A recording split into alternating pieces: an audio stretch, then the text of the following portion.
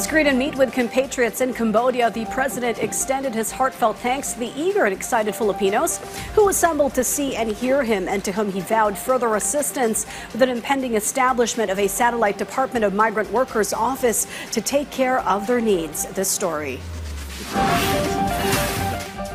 President Ferdinand R. Marcos Jr. will task the soon-to-be-created Independent Commission to investigate lawmakers and officials of the Department of Public Works and Highways, or DPWH, identified by government contractor Curly Discaya as allegedly involved in flood control project anomalies. So kailangan yung link na maibigay nila ay matibay para talagang matuntun kung sino talaga yung pinaka-involved dito.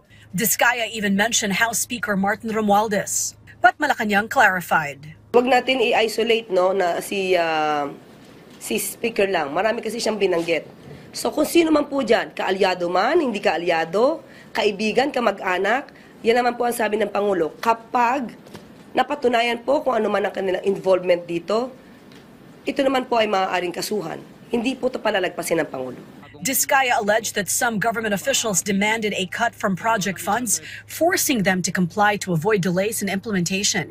The palace, however, says her statements lack important details. Ang magusto natin madinig sa lahat ay yung mga kailan, yung kabuuang kwento. Baka kasi nagiging selective lang sila at wala tayo nakikitang kailan nag-start. Ito bang mga binanggit nila from the time ng 2016 o ngayon lang? Meron bang naprotektahan o selective lang?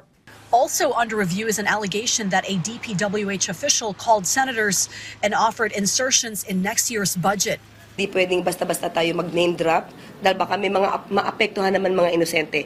Kapag po nakita ito na talaga pong merong maaaring probable cause sa ibinibintang o inaakusa sa sino mang kawani ng DPWH, yan po ay maaaring preventive suspension o kaya dismissal kagad. Malacanang is now urging witnesses to come forward and reveal how government funds for flood control and other allegedly misused.